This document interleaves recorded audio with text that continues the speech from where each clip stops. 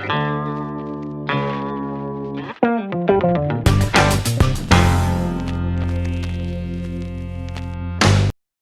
gue hari ini mau kasih nasihat buat tahun depan. Kita mikir nih udah minggu terakhir di tahun 2020. Kita mau ngapain nih tahun 2021. Tapi sebelum kita mikirin itu, kita juga harus flashback juga gitu. Selama 2020 kita ngapain aja, udah ngapain. Terus kita mau ngapain dan sudah kita lakukan apa enggak. Nah hari ini gue kasih judul khotbah hari ini adalah cari apa. Coba kalau kalian pernah ke mall, khususnya Mangga 2, toko-toko yang tidak seperti mall tentunya, yang ya kalau di mall kan nggak mungkin kan lo datang ke Pull and Bear gitu atau ke Charles and Kay gitu. Ini harganya berapa? Ini harganya 1,2, 600.000 kali, mana bisa gitu kan? Tapi di Mangga 2 bisa. Gue pernah kaget, harga baju yang 100.000 ditawar sampai 35.000 dan jadi. Gue bingung makanya itu. Jadi modalnya berapa itu barang? Ada yang kayak gitu. Nah itu bisa. Coba perhatiin. Kalau kalian ke toko-toko semacam itu, atau Tanah Abang lah, atau Jatinegara, atau gimana gitu, kalian ke sana deh. Biasanya pelayannya ngomong apa? Boleh kak, cari apa kak? Tanya-tanya dulu aja gitu kan. Selalu gitu kan, itu yang ditanya kan. Cari apa gitu. Dan itu kan sebuah pertanyaan kan. Gue pernah sekali gini, di Mangga 2. Lagi nemenin living masalah belanja-belanja baju Imlek waktu itu.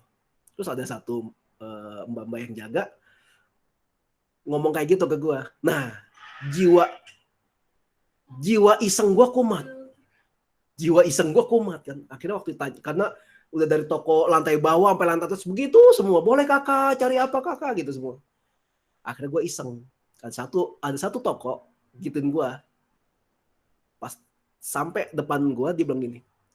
Boleh kakak cari apa kak? Saya cari istri saya kemana? Aduh saya nggak tahu kak, ya udah jangan nanya kalau gitu. Langsung gue tinggalin gitu. Habisnya 50 toko dilewatin, 50-50-nya pada nanya, padahal kita lagi cari cemilan. Toko baju nanyain begitu. Jadi kan jiwa iseng gue kumat gitu. Akhirnya gue tanya. Ya gue balas tanya gitu. Boleh kakak cari apa? Cari istri, kamu mau nggak? Oh saya udah punya suami. Ya sayang cari toko lain gitu. Nah pernah kepikir nggak? Kalian tuh ke gereja cari apa sih? Kalian ke sekolah cari apa sih? Kerja tuh cari apa sih? Pernah kepikiran nggak? Ke gereja deh paling gampang lah. Ngapain sih gue ke gereja? Ya alasannya bebas ya, beneran. Alasannya sih bebas banget. Ada yang kayak, ya habis gimana dong dari kecil gue udah ke gereja, jadi kalau hari Minggu nggak ke gereja sekali tuh kayaknya ada yang aneh. Ya nggak salah juga. Ya itu kan alasan masing-masing kan. Gue pun dulu gitu, gue ke gereja karena dari kecil udah sering ke gereja. Jadi kalau satu kali aja nggak ke gereja aneh. Gue dari SMP kalau ke gereja udah pasti pelayanan. Jadi kalau satu minggu itu nggak pelayanan ada yang aneh. Jadi itu sebabnya kenapa gue senang pelayanan. Nah pelayanan gue sebenarnya bebas, tapi karena gue dikenal sebagai pemusik, kebanyakan gue main musik. Dari dulu udah begitu, ke gereja tuh pelayanan udah pasti, ke gereja tuh jadi pengurus udah pasti. Semua ibadah gue udah pernah layani gitu, bahkan sampai ibadah wanita. Di saat semua yang tugas wanita, gue sendiri main keyboard laki-laki. Dan gue dengar khotbah seputar tentang dunia mati dan gue nggak ngerti sama sekali. Jadi bayangin waktu SMP, gue yang nggak tahu apa-apa, benar-benar nggak tahu apa-apa tentang struktur tubuh wanita, karena waktu itu belum waktunya gue belajar, tiba-tiba harus dengar khotbah, ya ibu kan harus hitung penanggalannya tiap bulannya tuh setiap hari apa, apaan? Gue nggak paham begituan, gue paham itu ketika udah nikah, itu pun dari Livi. Oh gitu ya, ada cara ngitungnya ya tiap bulan ya. Oke, emang kenapa kalau beda tanggalnya? Ya berarti ada yang salah, ada yang ini. Ya, gitu aja. Ya itu yang gue lakukan gitu. Makanya kenapa semua harus ada alasannya. Kalau nggak punya alasan selama ini, ternyata gue ke gereja ternyata selama ini nggak pernah ada alasannya. Gue nggak pernah beralasan, gue pengen ke gereja aja. Salah nggak? Ya nggak sih. Cuma hambar nggak sih hidup lu kalau kayak gitu? Iya, datang aja lah. Malas gue sama orang rumah, ke gereja aja lah. Terus, ya 1 kali 2 kali nggak apa-apa. Tapi kalau bertahun-tahun kayak gitu, di rumah lu malas ada di sana, hubungan dengan keluarga lu nggak baik, di gereja lu nggak jadi apa-apa. Karena nggak ada tujuannya. Cuma ke gereja aja. Kita nggak mungkin bisa beli iPhone Kalau kita pergi ke KFC. Ya lu ke KFC, bang iPhone 12 satu gitu kan, gila gitu kan, nggak mungkin gitu. Nah kita nggak mungkin beli jaket kalau kita ke electronic solution, toko elektronik semua kita cari jaket, itu nggak mungkin. Jadi ketika kita tahu kita cari apa, kita bisa tahu harus kemana. Kita harus jelas makanya mau cari apa.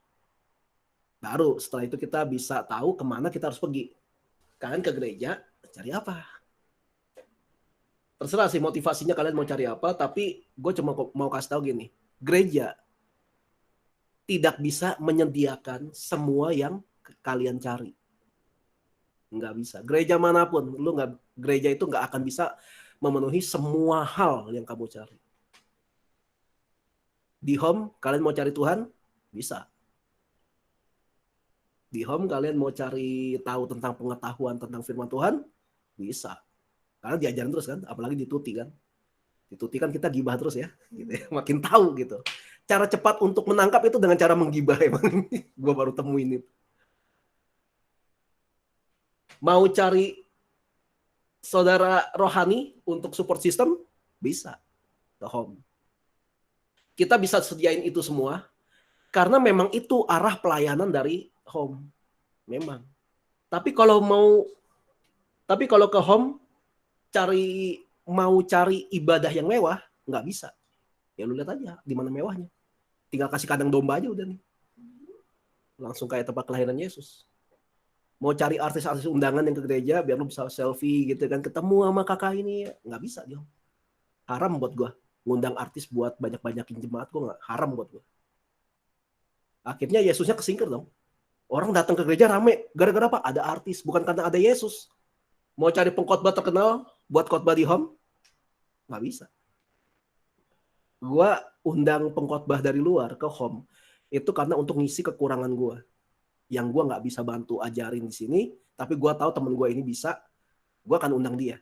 Siapapun temen gua ini, asal dia bisa ngisi kekurangan gua, baru gua undang. Tapi kalau gua ngundang seorang hamba Tuhan yang punya nama gitu, yang kata orang Pastor Gram gitu, hanya supaya lu bisa ketemu dengan orang itu, bukan karena nyari Tuhan. Enggak, sorry, nggak bakal gue undang. Kalau Pastor Gram itu, ngajarinnya adalah sesuatu yang emang selalu gue ajarin. Cuma beda cara ngajarnya aja. Nah itu biasanya nggak bakal gue undang. Karena buat apa? Buat apa sih gitu loh. Makanya kenapa gue rada-rada cusi sama gituan. Di home nggak mau sediain itu semua tuh, yang tadi. Itu karena bukan fokus pelayanan di home. Fokus pelayanan di home tuh bukan buat rame-ramein gereja, enggak. Tapi untuk pembentukan karakter, dan kita punya target untuk membangkitkan 5 jawatan untuk menduduki 7 gunung. Itu udah fokus home, udah harga mati dah itu. Lagian kayak ibadah di gedung mewah, ber-AC, ya kita juga ber-AC sih kalau di Engs ya. Pemusik jago, pengkhotbah terkenal gitu. Gitu kan bukan hal yang esensi gitu di kekristenan. Boleh nggak sih kayak gitu? Silakan aja kalau emang lu mau. Tapi kalau kita enggak lah. Sampai hari ini gue nggak kepikir sama sekali buat kayak gitu. Lalu kalian cari apa? Cari apa di gereja? Cari apa dalam hidup? Cari apa setiap kali melangkah? Ini yang harus kita pikirin. Cari apa? Kalau gue boleh kasih saran, cari kehendak Tuhan. Apa yang baik, yang berkenan sama Tuhan, dan yang sempurna. Itu yang udah firman Tuhan bilang. Tentukan prioritas kita. Kalau memang dalam hidup kita Tuhan adalah nomor 1, kalau memang dalam hidup kita Tuhan itu nomor 1 prioritasnya, harusnya jangan biarkan prioritas urutan yang lain menggeser posisi Tuhan dalam hidup kita. Harusnya. Dulu Livi pernah bermaksud gitu ya, bermaksud menggeser nilai-nilai disiplin gua tentang prioritas, yaitu tentang waktu. Kan dulu kan gue sering bantu-bantu gereja lain kan. Gue ini kalau pelayanan dimanapun, bahkan sampai hari ini, gue itu anti telat, sangat anti. Bukan berarti gue nggak pernah telat, pernah, tapi gue nggak pernah mau telat. Kalau bisa gue datang lebih awal gitu. Malah pernah gerejanya masih beres-beres, gue udah nongol, bingung langsung orang gereja, wih, bapak pagi banget gitu. Emang nggak dikasih tahu jamnya? Kasih tahu sih, cuma saya deket sini, jadi sekalian datang, ternyata masih belum beres ya, gitu aja. Ada gereja di mana mereka itu yang tuan rumah, mereka yang kasih aturan jangan telat, tapi justru mereka yang selalu melanggar aturan itu. Sampai suatu hari Livi pernah ngomong gini sama gue. Jadi gue bantu pelayanan di sana gitu. Bantu aja. Livi pernah ngomong gini sama gue. Dulu. Ngapain sih? Datang awal-awal. Toh mereka juga yang bakal telat. Dia coba. Livi itu coba membuat gue setuju dengan pernyataannya itu. Dan emang gue setuju. Emang mereka telat terus. Malah kadang-kadang. Ya kenapa ini gereja lu gue yang diundang pelayanan. Kok gue yang repot jadinya.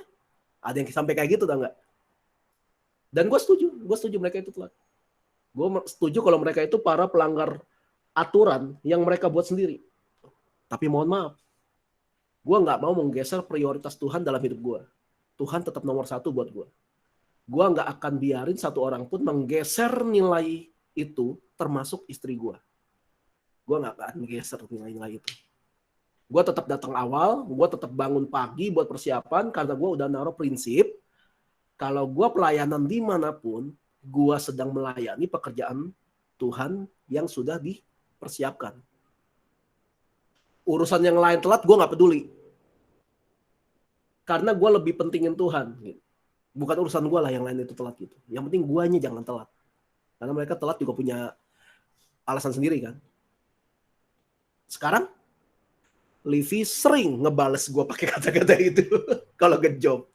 Bahkan tadi pagi dia ngejob jam 7:30, gue nyampe jam 7:15 lah kali ya.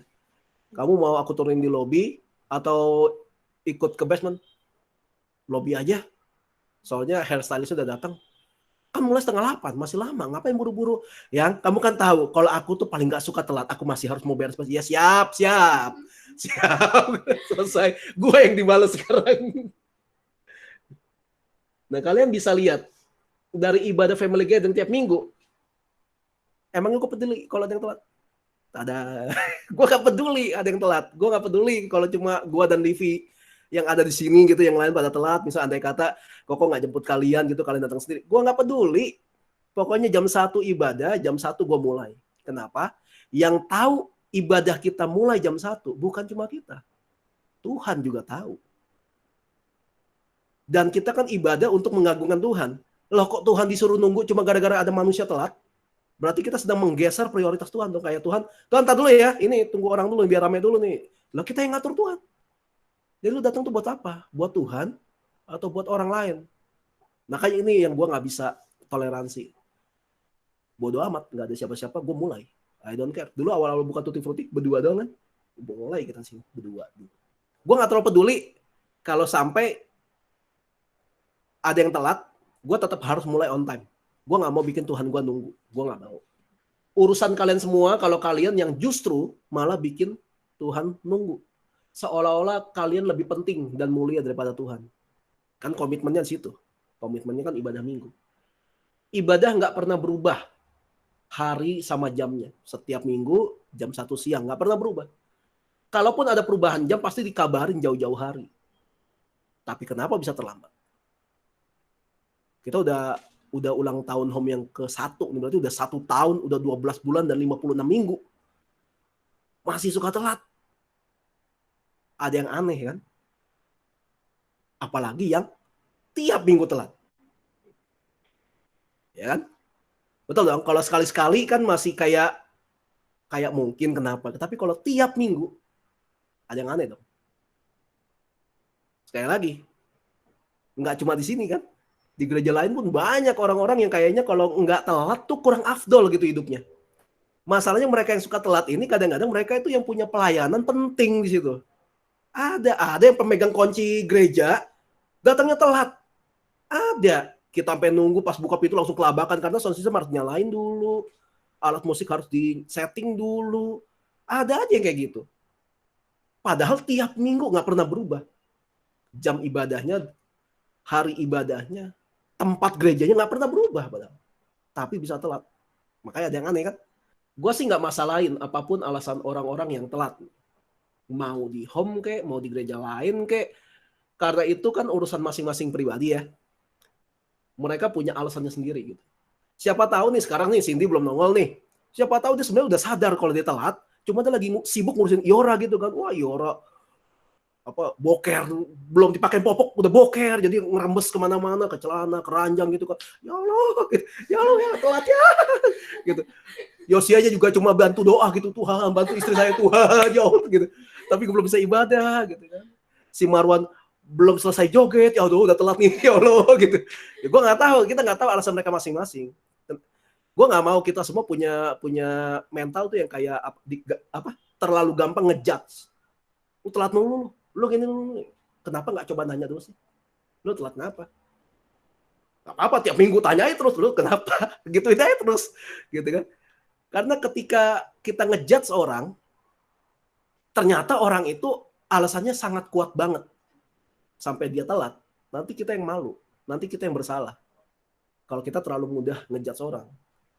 Padahal itu cukup dengan kita jangan suka telat juga, gitu aja. Gitu. Jadi ketika kita, tanda kutip ya, ketika kita mau negor orang, teguran itu nggak balik ke kita. Itu kembali kepada tanggung jawab masing-masing pribadi. Tapi kalau gue pribadi sih, gue nggak mau kompromi sama itu. Taruh misalnya, ibadah jam 1. Misalnya, nanti gue punya anak. Biasanya kan anak selalu jadiin alasan kenapa orang yang tadinya rajin jadi telat kan. Anak selalu jadi tumbal kan. Bener gak sih? Anak gue nih. Tahun depan misalnya gue udah punya anak gitu kan. Wah ibadah home jam 1. Si Livi kelabakan dan gue udah ngeliat nih. Aduh tapi kan gue gak bisa telat gitu. Gue harus pikirin caranya bagaimana gue bisa ke gereja gak telat. Tapi urusan anak juga tetap bisa kejaga. Istri juga bisa tetap ke gereja. Gue gak tahu. Mungkin caranya minta tolong mamanya Livi setiap hari Minggu bantuin. Supaya gue bisa ke gereja dulu. Nanti mereka naik Grab bareng-bareng pulang baru pergi pulang bareng. Atau gimana. Semua buat gue itu bisa dipikirin. Buat gue.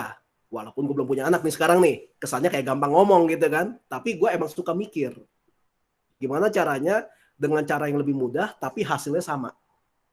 Gue gitu. Itu gue. Gue gak bisa kompromi sama kayak gitu-gituan. Karena itu nilai yang udah gue taruh dalam hidup gue. Dan gue gak mau geser. Itu prioritas Tuhan yang nomor 1 dalam hidup gue itu gue gak mau geser. Udah kayak nyatu dalam darah dan daging gue. Makanya gue pernah ngomong sama Livi. Livi, kamu istriku tapi kamu itu nomor 2 dalam hidup aku. Nomor 1-nya Tuhan. Gak bisa dilawan. Terus dia balas, sama gitu. Sama-sama nomor 2 kita. Nomor 1 tetap Tuhan. Sekarang udah masuk dalam minggu terakhir bulan 2020. Tahun 2020. Minggu depan udah tahun baru 2021. Kita berharap jangan banjir awal tahun ya. Kalian cari apa? Cari apa di tahun baru 2021? Buka lembaran hidup yang baru, pilih fokus kalian. Kalau di 2020 banyak banget kesalahan yang udah dibuat, ambil komitmen untuk enggak jadi seperti itu lagi. Kita harus ambil komitmennya, kita harus bisa korbanin mungkin 1-2 hal atau mungkin banyak hal supaya kita enggak jadi, kita tidak melakukan kesalahan-kesalahan seperti di 2020. Apa yang jadi kelemahan kalian di 2020, usahakan kelemahan itu sudah hilang di 2021. Firman Tuhan bilang kesusahan sehari cukup untuk sehari, karena hari berikutnya ada kesusahan lagi. Jadi jangan ditumpuk. Selesain. Sadari di mana letak pelayanan kita. Apa kekuatan kita. Lakukan dengan mengandalkan Tuhan dan mujizat pasti terjadi. Yohanes 2 ayat 4 itu bilang gini. Kata Yesus kepadanya, mau apakah engkau daripadaku ibu? Saatku belum tiba. Ini adalah kisah tentang pelayanan Yesus yang pertama. Sebelum Yesus dibaptis. Dia sudah melakukan mujizat. Mungkin kalian ngerasa kalian belum dewasa secara usia. Belum mapan secara ekonomi. Belum keren secara penampilan. Kalian ngerasa momennya kalian tuh belum tiba. Tapi kalau pelayanan kalian dibutuhkan di satu tempat dan kalian lakukan. Kalian jalanin pelayanan itu karena kalian dibutuhkan. Mujizat tetap terjadi.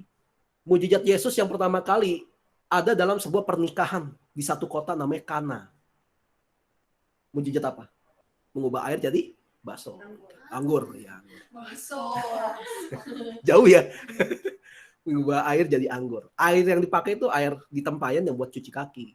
Jadi orang sana kan belum ada sneaker zaman dulu, masih sendal dari jerami. Terus daerah sana kan daerah gurun, banyak pasir, makanya kalau masuk dalam satu rumah mereka harus bersih, dan itu udah hukumnya. Kalau di Islam tuh kayak air wudhu gitu, bersih-bersih. Dan itu ada tempayan untuk ambil air gitu. Jadi ada kayak gentong-gentong isinya air semua. Jadi mereka cuci kaki, cuci tangan, cuci muka, sampoan gitu. Nah, pokoknya semua harus bersih. Kalau apalagi itu acara pernikahan. Di situ mereka pesta gitu, minum gitu. Dan di Yahudi, jadi gini, Koko pernah job sebagai fotografer wedding, itu yang tercapai adalah hari ini sangjit, besok pemberkatan, lusa pernikahan. Capek tuh 3 hari ngejob terus. Tapi orang India, resepsinya 3 hari. Resepsinya. India. Makanya kalau dapat job orang India, enak secara bayaran, tapi mental habis, capek. Jadi butuh, jadi butuh kayak tim khusus buat, gua hari pertama, lu hari kedua, hari ketiga gua boleh lagi, kayak gitu. Harus kayak gitu. Tapi Yahudi 1 minggu. 1 minggu. Makanya mereka harus punya stok duit banyak. 1 minggu itu baru tradisi. Nah di Kana ini pernikahannya adalah kejadiannya begini. Mereka tuh udah makan, udah minum, bla bla bla bla bla gitu. Sampai suatu hari Yesus datang bersama murid-muridnya. Ini belum pilih murid yang 12 rasul loh. Jadi ada sekitar 200 orang datang. Dan mereka inilah yang menghabiskan anggur di pernikahan itu. Jadi Yesus datang sama rombongan 200 orang. Ini nggak diundang. Tapi datang Yesus. Minum makan semuanya, anggur habis. Nah, orang di sana zaman itu, mereka tuh biasanya biar ngusir, mereka kan suka minum wine gitu kan.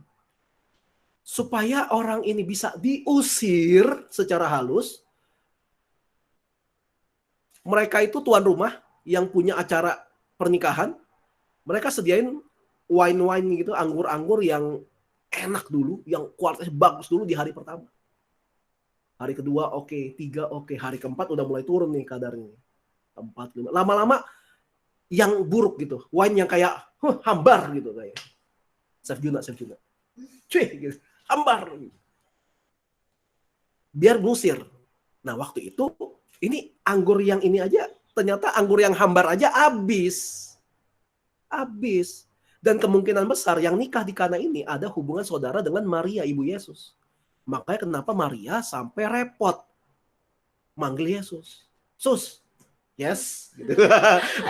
Asik ya manggilnya. Sus, yes. Gitu. Ini habis anggurnya. Mungkin mamanya kan mama-mama manja ya. Sus, habis anggur gitu kan. Gak gitu ya. Makanya Yesus nanya, mau apakah engkau daripadaku, ibu? Saatku belum tiba. Kayaknya Yesus udah sering bikin sesuatu yang luar biasa. Makanya Maria tuh sampai percaya sama Yesus. Ada yang nggak dicatat kan. Umur dari 12 sampai umur 30 nggak dicatat. Habis itu, toh Yesus ngelakuin juga. Nah, Yesus tetap lakukan juga apa yang diminta sama ibunya. Mujizat Yesus yang pertama kali itu terjadi di situ, di Kana. Di sebuah pernikahan. Mujizat pertama yang Yesus lakukan justru terjadi dalam sebuah keluarga. Ini ada yang baru nikah nih, baru jadi keluarga baru. Mujizat pertama justru terjadi dalam sebuah keluarga. Demi sebuah keluarga, Yesus tetap melakukan mujizat walaupun saatnya belum tiba. Dan itu juga atas permintaan dari ibu Yesus. Yesus menghormati permintaan ibunya. Walaupun Maria sebenarnya cuma perantara kelahiran dari Tuhan jadi manusia. Tapi Yesus menghormati orang tua. Yesus aja menghormati orang tuanya ketika di dunia. Kita gimana? Nah, ini yang Tuhan loh. Yang kita sembah menghormati orang tua. Ada anak-anak Kristen ngaku tapi kurang ajar sama orang tuanya. Punya otak nggak? Kayak gitu kalau mau marah. Punya otak guys. Gitu. Yesus tuh serius mikirin keluarga. Karena itu kita juga harus serius mikirin tentang keluarga. Koko juga serius mikir kenapa gereja ini namanya home, karena Koko tahu keluarga itu sebuah investasi yang sangat penting, mahal, dan panjang. Kalau ada gelas, Kalian banting, pecah nggak? Enggak dong, plastik. Oh iya. Iya, emang gua gak bilang kan. Tapi gini, kita ngomong gelas bling gitu ya. Kalau kita banting, pecah, terus kita sayang sama gelas itu misalnya. Kita lem, rapat langsung. Utuh nggak? Enggak. Ada ini kan, walaupun lu tutupin pakai apa, ada bekas itu. Itu yang namanya sebuah kehancuran yang dipulihkan. Walaupun udah dipulihkan, itu ada bekas itu. Itu nggak bisa bohong. Nggak bisa bohong itu. Gue kalau tanya gue udah pulih belum dari luka hati sama orang tua gue? Udah. Tapi kalau suruh ingat lagi masa lalu, gue ingat. Iya dong. Kenapa gue bisa pulih? Gue memilih untuk mengampuni orang tua gue. Gue memilih untuk mengampuni saudara gue. Tapi kalau suruh ingat, ingat lah. Livi pasti, belum ingat lah. Pasti Livi ingat lah masa lalu yang gak enak di rumahnya. Tapi kalau tanya, benci nggak? Ya mungkin enggak. Coba kalau suruh tanya ingat, ingat. Bisa disebutin malah kalau lagi marah kali. Ah, lu pernah bla bla bla bla bla bla bla bla bla bla, atau pakai di gitu ya. Bisa pasti ingat. Gitu. Itu namanya dipulihkan. Dipulihkan itu walaupun jadi balik lagi seperti sedia kala, tapi ada retakan-retakan yang nggak hilang. Yesus pun setelah disalib bangkit, ada bekas lubangnya. Iya, nggak tahu di mana. Bodoh amat perdebatan di mana, mau di sini ke, mau di sini. Yang penting Yesus sudah mati dan bangkit bagi umat manusia. Selebihnya bodoh aja. Lah kan gituan diributin. Kita harus serius mikirin tentang keluarga. That's why kenapa ini home, ini rumah.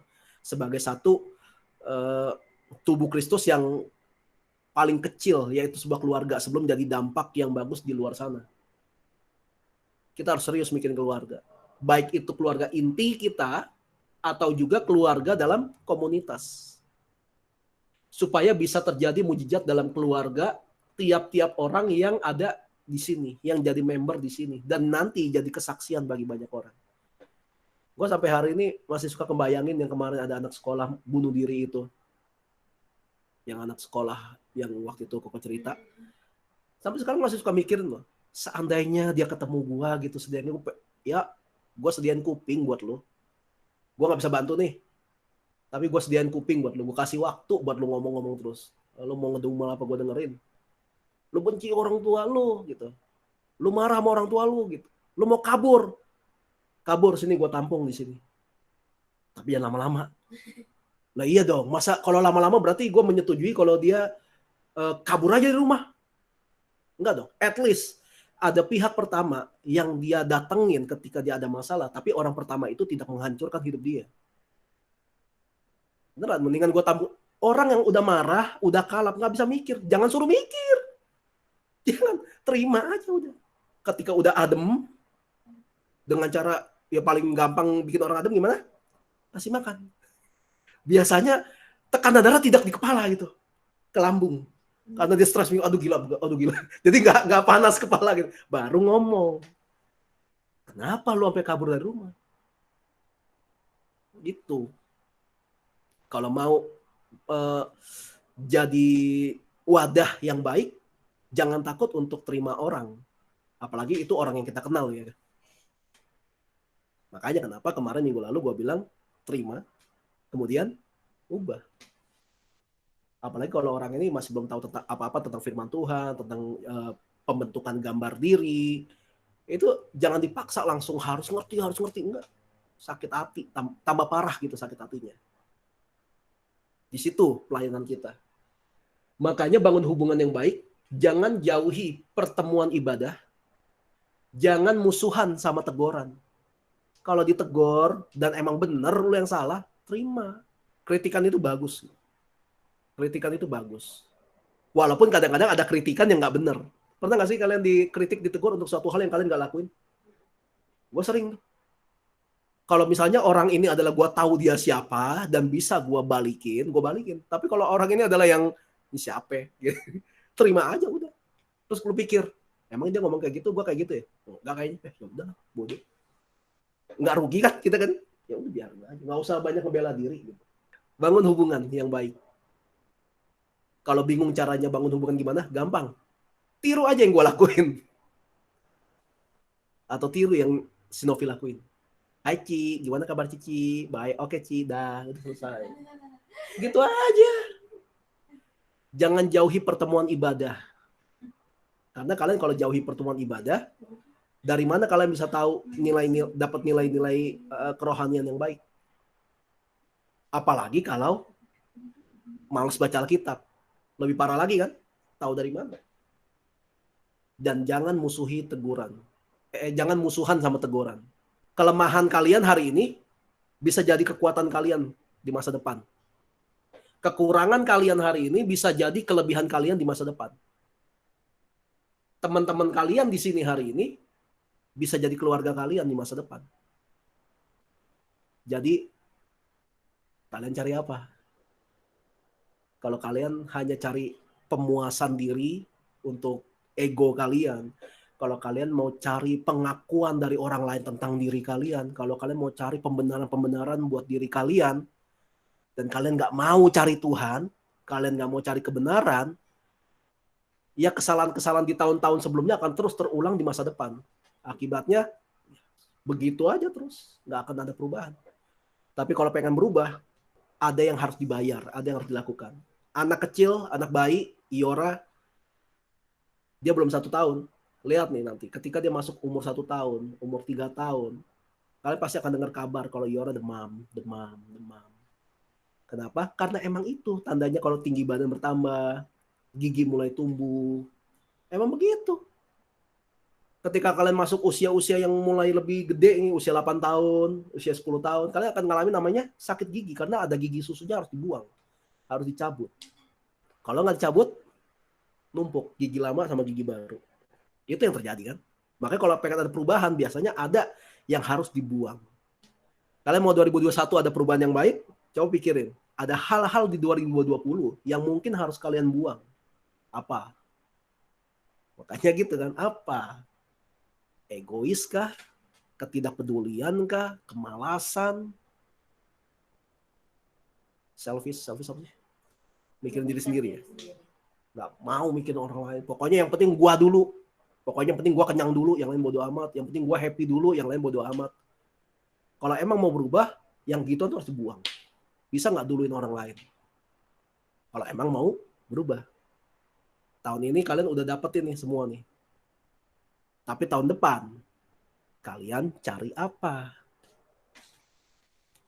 Amin. Yuk kita tutup dan doa.